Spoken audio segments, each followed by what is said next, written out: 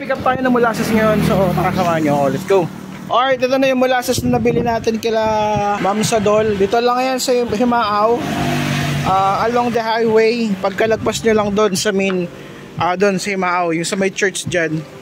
Tapos kung papunta kayo ng Pili, nasa left side. Kung papunta kayo ng Ocampo or Partido, nasa right side siya. So PM nyo lang siya. Per kilo yung benta niya, kala ko nung una per liter. So yun, mabigat. Goods na goods to para gamitin sa mga alaga nating animals like baboy, kambing, manok, para sa probiotics or fattening. Yun, ginagamit niya ng mga farmer na kapwa nating farmer. So ayun, tara, dali natin dito sa best friend ko kasi siya yung nagpabili nito. Dadalhin pa natin ito ng Nabwa. So let's go, tingnan natin yung farm niya.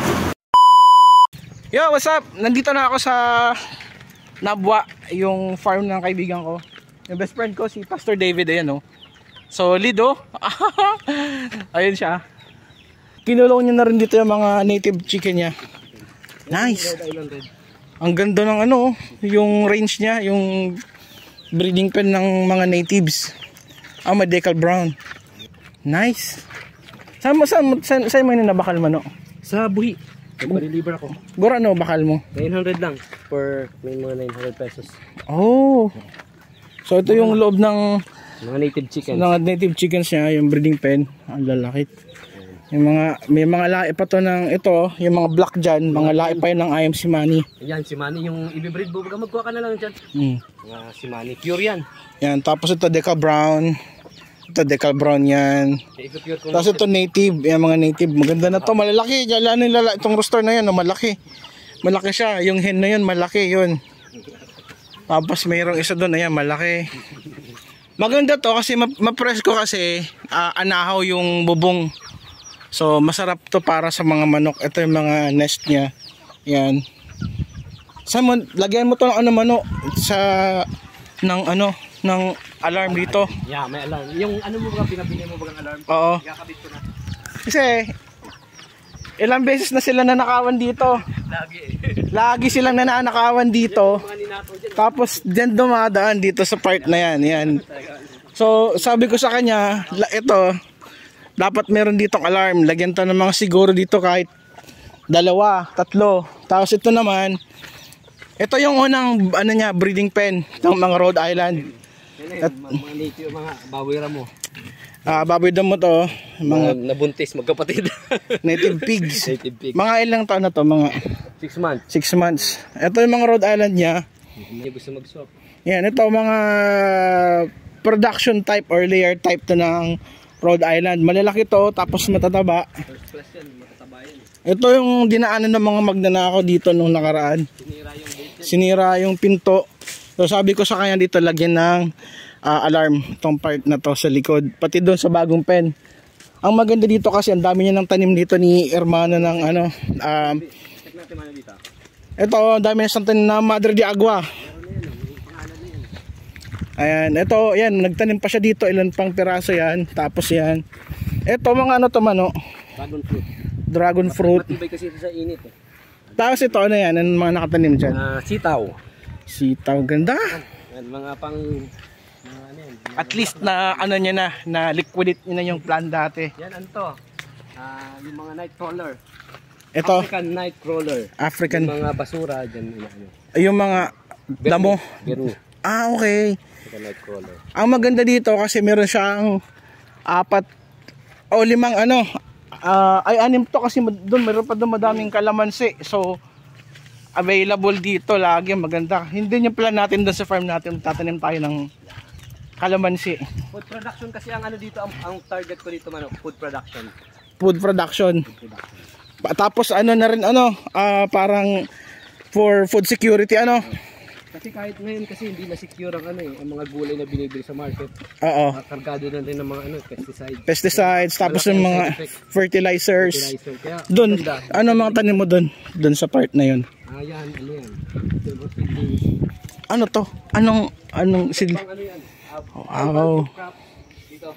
Mga High value crop, yung mga gulay ng mga mamahali dito high value crops dito. Ito, mga part na to. Ito, mga, ang liliit pa na ito mga yan. Itong kalamansi na to, nagbubunga na to mga tol. High value crops. Ayan, ito, high value crops yan, maganda to. Dito yung mga garden na ano, mga...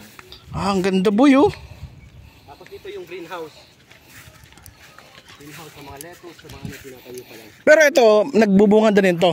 Yan. Greenhouse, tatayuan ko ng greenhouse. Okay. Ito, nagbubunga na din to. Yan, lahat na nagbubunga. Ito yung gusto kong bilhin, ganito, yung Marco Ted. Tapos dito yung mga figure nila, yan. Walang amoy yan mga parts, yung baboy nila dito, solid yan. Pigpen. Pigpen. Walang amoy yung pigpen nila dito.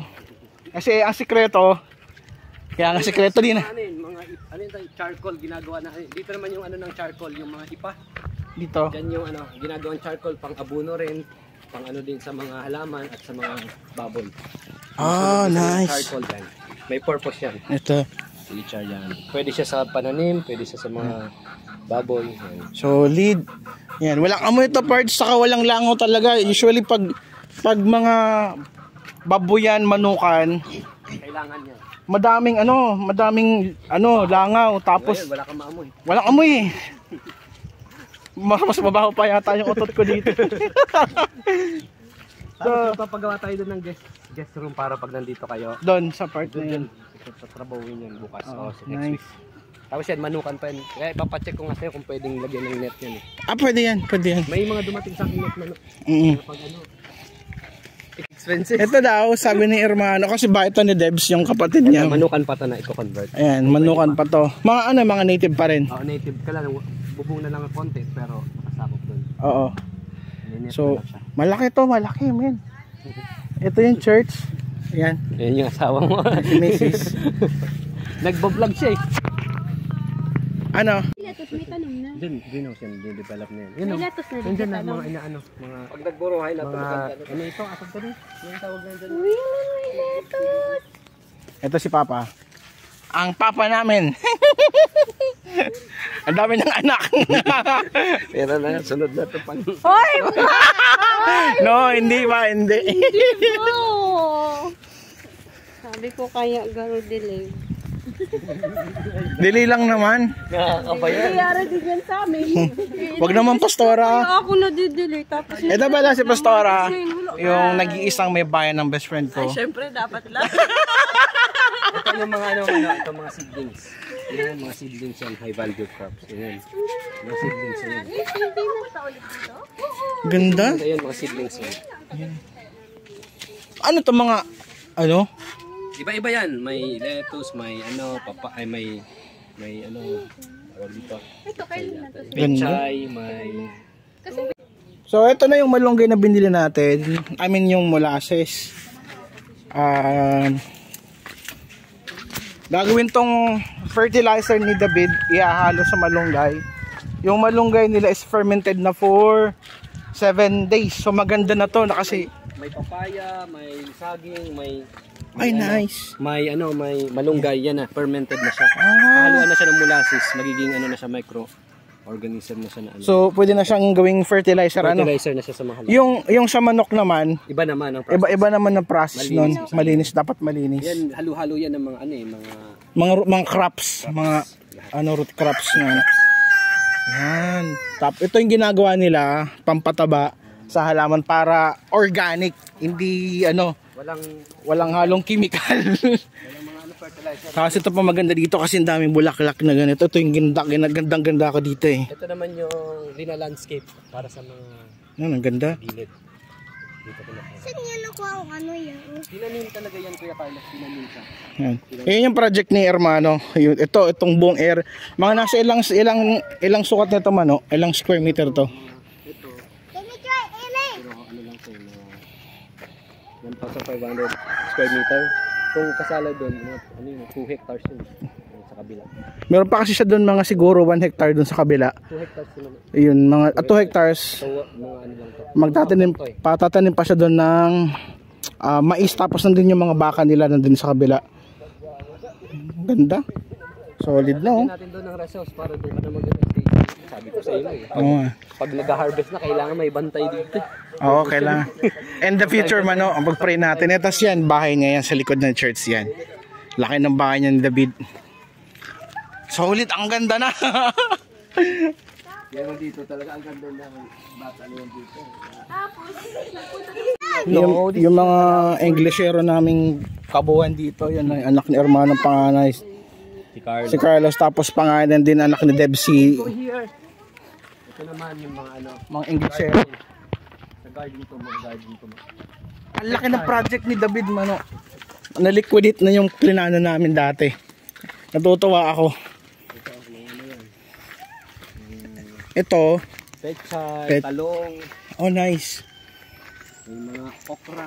Talagang ano siya, yung mga lupa, hinahaluan niya ng ano, Oh, yung charcoal. charcoal. So parang organic fertilizer talaga yung lalabas dito. Ito man, ano to? Mga ano to, mga talong, Talong. okra. Tapos ang kulang na lang dito, lalagyan namin siya ng ano, yung mulching. Oh, yung nice. para hindi tumubo yung mga damo. Damo. Mold siya ng plastic mulching. Oo. Para di na magpara-maintain ng pagtanggal ng ano. Tapos pinaikutan mo na talaga ng ano no, ng lemongrass. Ayan no. Yan, lemongrass. Grass yan, lahat yan. Lahat yan. Ano yan eh? Sa enzyme, yung ano, yung sa mga chicken. Magagamit yan for ano, antibacterial. Yan, tapos pati yung malunggay dito. Yan, nakapaikot na yan. So, yung mga nagbabalak dyan na mag-farm para sa itong project ni David, mas magandang unahin nyo munang itanim yung mga madadali like Madre de Agua, malunggay. Yang Production muna ng mga ano, yun. chicken.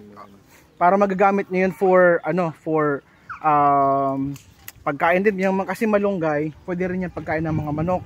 Tapos lalo na yung ano, Madre de Agua. Tapos Kahit yung din ng tao, mas masarap. oo, mas healthy kasi yung malunggay. Yung moringa Sa English sipol. na, di ba? Ang moringa.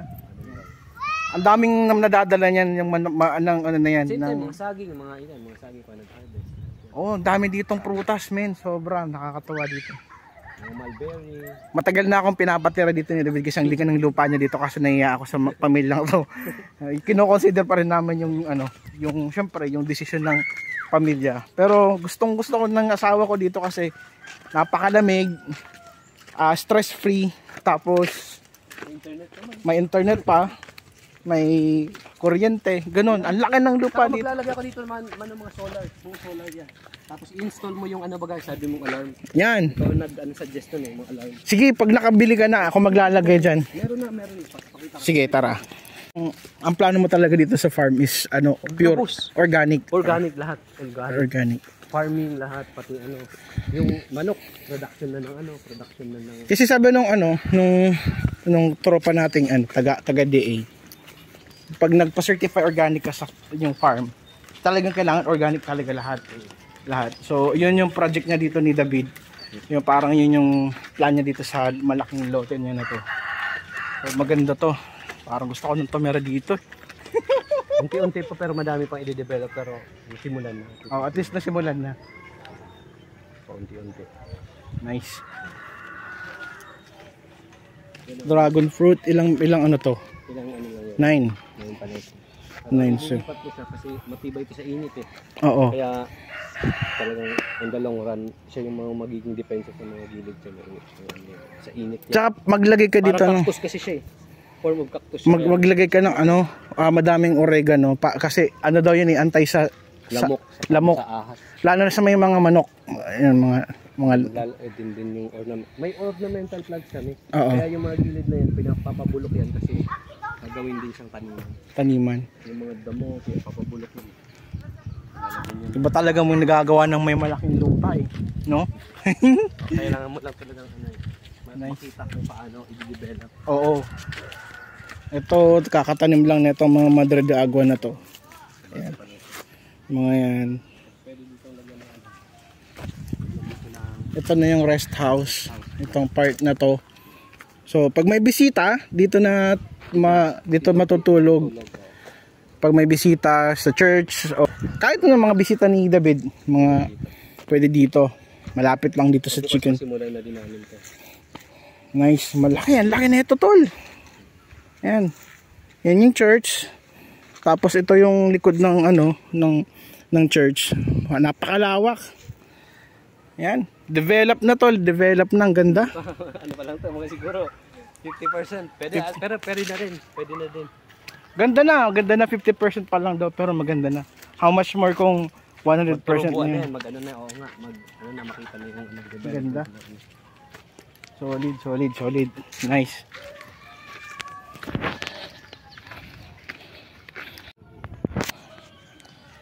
Ito na yung integrated farm. Kung ano na eh, may tanim mo na ng gulay, fruits, Yung kumakain ng mga mga pagkain ng alternate na pagkain ng manok. Ito, buong Madre de Agua yan, dami to. Siguro mga more or less 40 to 50 to na puno na naitanim dito. So, for sure, since na meron ng bakod, lalaki na to. So, maganda na tong pampatuka ng manok. Ang dami rin ditong saging, yung mga hybrid na saging, yung mga ini-export ba tawag nun. Yan, madami dito. Sarap. Kaya sabi ko from time to time magpapalagan ko ng pinto rin. Sa akin yung katrabaho ko. May room. Para pagpahiyaw. Naman talaga mapatanggal. Madami tong puno ng pili dito. Isa lang to sa puno dito sa farm na to. Doon sa likod, napakadami. Bonsai pili, ang dami, oh. Ang dami ng bunga.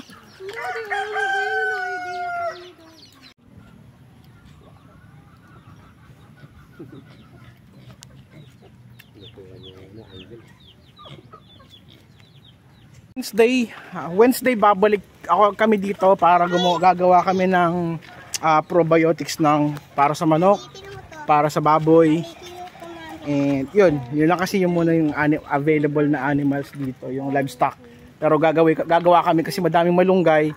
Tapos yun nga, meron ng molasses. Gagawa kami ng probiotics. Papataray natin to sa anak ko yung, ano to? Ang tawag dito? Siso. Siso. Ayan. Laruan namin to nung elementary, ganito. Ganito. Nakakatakot ko matapon din si kuya. Ang gana ko yung napapagod eh.